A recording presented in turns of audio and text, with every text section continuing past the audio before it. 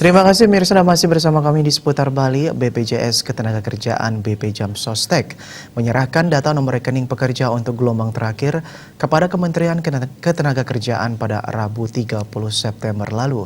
BP Jam Sostek secara bertahap telah menyerahkan data nomor rekening pekerja yang terbagi dalam 5 gelombang.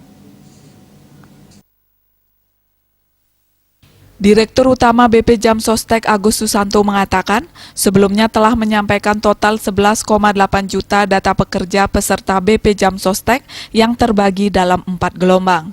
Pada gelombang 5 ini pihaknya menyerahkan sisa data peserta yang telah tervalidasi sebanyak 578.230 dan ditambah data susulan sebanyak 40.358 data nomor rekening peserta. Penyerahan secara berkala ini dilakukan untuk mempermudah proses rekonsiliasi, monitoring, dan mempertimbangkan prinsip kehati-hatian dalam pelaksanaan program BSU.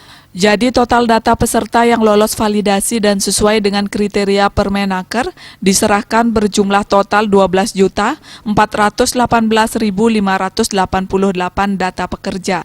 Penyerahan data gelombang 5 ini merupakan hasil tindak lanjut dari data pekerja yang tidak lolos validasi perbankan untuk kemudian datanya diperbaharui dan disampaikan kembali kepada BP Jam Sostek. Hingga gelombang 5 penyerahan BSU ini, BP Jam Sostek berhasil mengumpulkan 14,8 juta data nomor rekening pekerja dan setelah dilakukan validasi berlapis menjadi 12,4 juta data pekerja.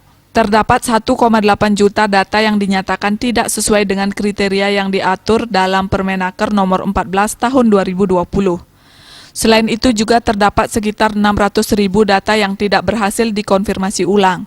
Kondisi ini ditenggarai terjadi karena berbagai faktor, seperti kondisi geografis Indonesia di mana perusahaan peserta berada di daerah terpencil, sehingga mempersulit koordinasi dalam mengumpulkan data.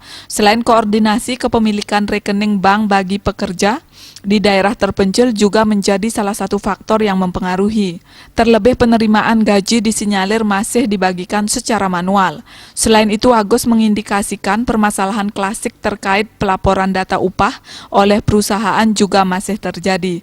Menteri Ketenagakerjaan Republik Indonesia Ida Fauziah berterima kasih atas kinerja BP Jam Sostek karena telah berhasil mengumpulkan data nomor rekening pekerja. Berdasarkan data yang dirilis oleh Kementerian Ketenagakerjaan hingga hari ini, bantuan subsidi gaji atau upah tahap 1 telah tersalurkan kepada 2.484.429 penerima atau setara 99,38%. Atau setara 99,38%. Tahap 2 telah tersalurkan kepada 2.981.533 penerima atau setara 99,38%.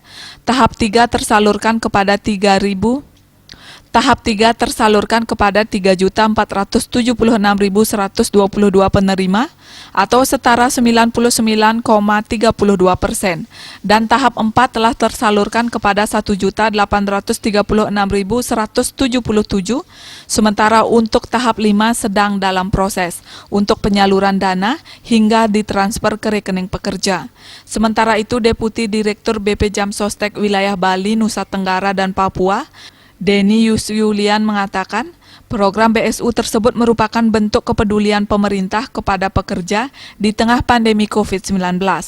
Sayang betul kalau pekerja tidak jadi peserta BP Jam Sostek.